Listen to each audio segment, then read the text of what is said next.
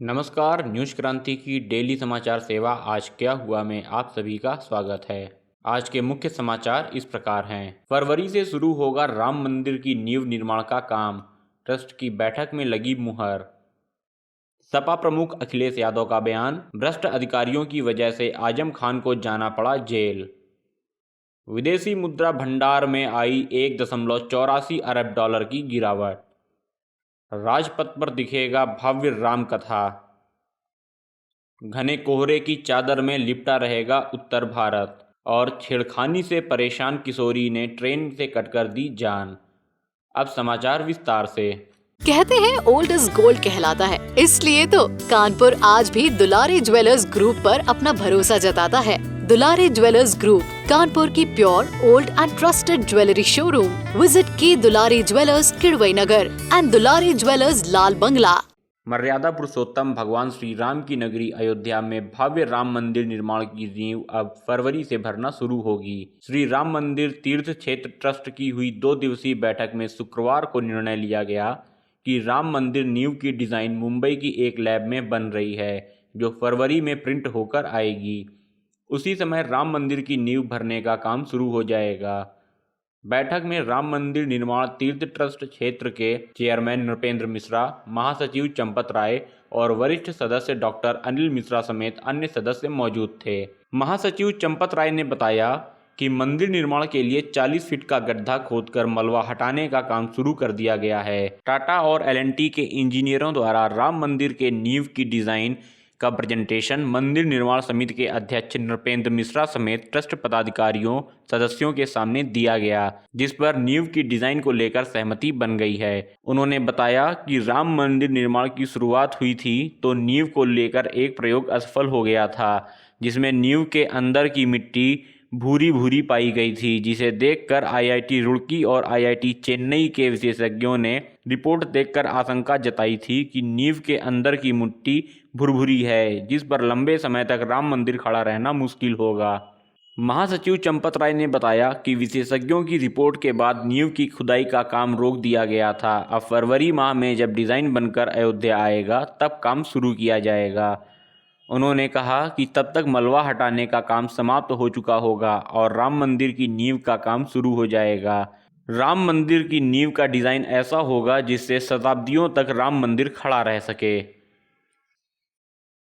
Samajwadi party के अध्यक्ष अखिलेश यादव ने उत्तर प्रदेश की योगी सरकार पर पार्टी सांसद आजम खान को षड्यंत्र का शिकार बनाने का आरोप लगाते हुए कहा कि यदि सरकार भ्रष्ट अधिकारियों पर कार्रवाई कर दे तो भ्रष्टाचार समाप्त हो जाएगा। आजम खान के जेल जाने के बाद दूसरी बार रामपुर पहुंचे अखिलेश यादव ने मौलाना मोहम्मद अली यूनिवर्सिटी में प्रेस कॉन्फ्रेंस कर कहा कि सरकार अगर भ्रष्ट अधिकारियों पर कार्रवाई कर दे तो भ्रष्टाचार खत्म हो जाएगा। जेल में बंद रामपुर के सांसद आजम खान को फंसाने में सरकार के साथ भ्रष्ट पुलिस एवं प्रशासनिक अधिकारियों को इसका जिम्मेदार बताते हुए उन्होंने कहा कि जिस पुलिस अफसर ने आजम खान को फंसाया वह आज ट्रांसफर पोस्टिंग के गंभीर आरोप में लिप्त है। उनका इशारा रामपुर में पूर्व में तैनात पुलिस अधीक्षक अजय पाल शर्मा की ओर था। उन्होंने कहा वह टर्मिनेट कब होंगे? अगर यह सरकार एक आईपीएस को टर्मिनेट कर दे तो प्रदेश का पूरा करप्शन समाप्त हो जाएगा। आजम खान की गिरफ्तारी के खिलाफ सपा के आंदोलन न करने के सवाल पर उन्होंने कहा कि इसके लिए सपा जल्द ही साइकिल रैली निकालेगी। दूसरे दलों द्वारा आजम खान पर डोरे डाले जाने के सवाल पर अखिलेश यादव ने कहा कि यही दूसरी पार्टियां खासकर कांग्रेस के नेताओं ने ही प्रशासन से मिलकर आजम खान को फंसाने का काम किया है। एमआईएम सुप्रीमो असदुद्दीन ओवैसी के आजम खान से जेल में मिलने की बात पर उन्होंने कहा कि मैं बरेली तक आया हूं तो दूसरी पार्टियों का मोह जाग गया है। भाजपा सरकार को शिक्षा का दुश्मन बताते हुए सपा अध्यक्ष ने कहा कि मुलायम सिंह यादव ने एमिटी यूनिवर्सिटी की स्थापना में बड़ा किरदार निभाया, जो आज पूरी दुनिया में मशहूर है। इसी प्रकार आजम खान की यूनिवर्सिटी में उनके परिवार का तो कोई सदस्य नहीं पढ़ रहा, बल्कि उन्हें आम जनता के लिए यूनिवर्सिटी की स्थापना की, जिसे कागजों में हेर फेर करके अधिकारी मनमानी कर रहे हैं। देश का विदेशी मुद्रा भंडार 15 जनवरी को समाप्त सप्ताह में 1.84 अरब डॉलर घटकर 584.24 अरब डॉलर रह गया। इसके पहले 8 जनवरी को समाप्त सप्ताह में यह 75.8 करोड़ डॉलर बढ़कर $586.08 अरब डॉलर के रिकॉर्ड स्तर पर रहा था। भारतीय रिजर्व बैंक के आज जारी आंकड़ों के अनुसार 15 जनवरी को समाप्त सप्ताह में स्वर्ण भंडार में 1.53 अरब डॉलर की जबरदस्त गिरावट दर्ज की गई और यह 36.06 अरब डॉलर रह गया। विदेशी मुद्रा भंडार का सबसे बड़ा घटक विदेशी मुद्रा परिसंपत्ति 28.4 करोड़ डॉलर घटकर 541.51 अरब डॉलर पर आ गई। इस सप्ताह के दौरान अंतर्राष्ट्रीय मुद्रा कोष के पास आरक्षित निधि 1.7 करोड़ डॉलर घटकर 5.16 अरब डॉलर और विशेष आहरण अधिकार 40 लाख डॉलर की गिरावट के साथ 1.51 अरब डॉलर पर रहा। गणतंत्र दिवस पर राजपथ पर होने वाली परेड में इस बार उत्तर प्रदेश सांस्कृतिक और पौराणिक नगरी अयोध्या की झांकी प्रस्तुत करेगा, जिसमें प्रस्तावित श्री राम मंदिर की प्रतिकृति प्रदर्शित की जाएगी। उत्तर प्रदेश की इस झांकी के प्रथम भाग में महर्षि वाल्मीकि को रामायण की रचना करते हुए दर्शाया गया है। झांकी के मध्य भाग में जनभावनाओं एवं भक्ति से जुड़े अयोध्या की सांस्कृतिक पहचान के प्रतीक श्री राम मंदिर की प्रतिकृति प्रदर्शित है।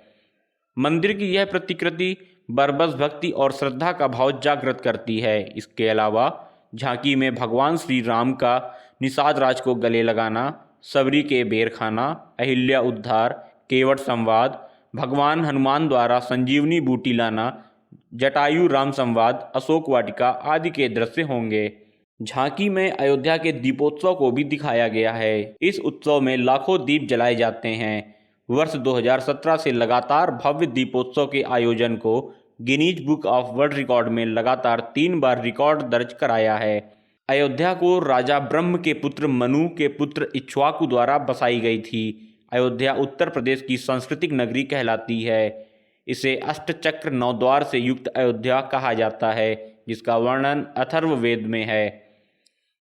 वाल्मीकि द्वारा रचित रामायण में राम का जन्म स्थान अयोध्या है। श्री राम जन्मभूमि अयोध्या पूरे विश्व में सनातन संस्कृति का प्रतीक स्थल है। गणतंत्र दिवस पर प्रदर्शित होने वाली झांकियों को गुरुवार को यहां पुनरावलोकन के लिए पेश किया गया।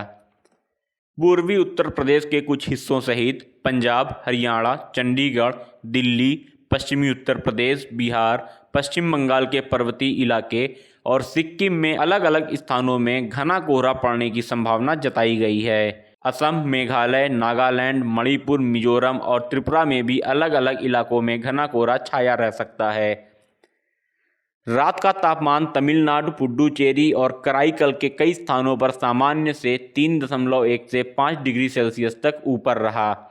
केरल, माहे, आंध्र प्रदेश, यामन और उत्तर आंतरिक कर्नाटक के अधिकांश स्थानों पर, मध्य महाराष्ट्र, मराठवाड़ा, तेलंगाना, सौराष्ट्र, कच्छ, पंजाब, पश्चिम बंगाल के पर्वतीय इलाकों और सिक्किम में कुछ स्थानों पर, दक्षिण आंतरिक कर्नाटक और बिहार में हिमाचल प्रदेश के अलग अलग स्थानों में तापमान 3 डिग्री सेल्सियस तक ऊपर रहा।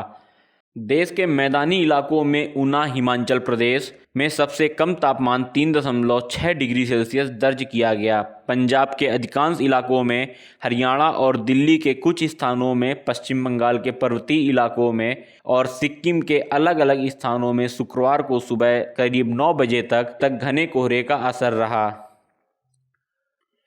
उत्तर प्रदेश के इटावा के बरलई इलाके में छेड़छाड़ का मामला दर्ज न किए जाने से खफा एक किशोरी ने ट्रेन से कटकर जान दे दी। सूत्रों के मुताबिक 17 वर्षीय किशोरी के साथ गांव के ही युवकों ने छेड़छाड़ व बलात्कार की कोशिश की थी।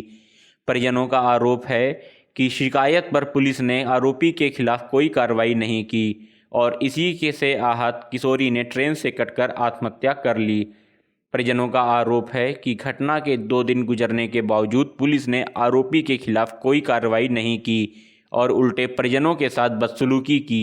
इसी से आहत किशोरी ने आज दोपहर में दिल्ली हावड़ा रेल मार्ग में बलरई रेलवे स्टेशन से 500 पहले ट्रेन के आगे कूदकर आत्महत्या कर ली। इस सनसनीखेज मामले को लेकर पुलिस अधिकारियों का कहना है कि अभी मामले की जांच गहनता से की जा रही है और जो दोषी होगा उसके खिलाफ कार्रवाई की जाएगी। कहते हैं ओल्ड इज गोल्ड कहलाता है, इसलिए तो कानपुर आज भी दुलारी ज्वेलर्स ग्रुप पर अपना भरोसा जताता है। दुलारी ज्वेलर्स ग्रुप, कानपुर की pure old and trusted jewellery showroom. Visit की Dulari jewellers Kidwai Nagar and Dulari jewellers Lal Bangla. यह थे आज के मुख्य समाचार। अन्य देश दुनिया की खबरों से जुड़े रहने के लिए आप हमारी वेबसाइट www.newskranti.com पर लॉगिन कर सकते हैं। न्यूज क्रांति से जुड़े रहने के लिए धन्यवाद। शुभ रात्रि।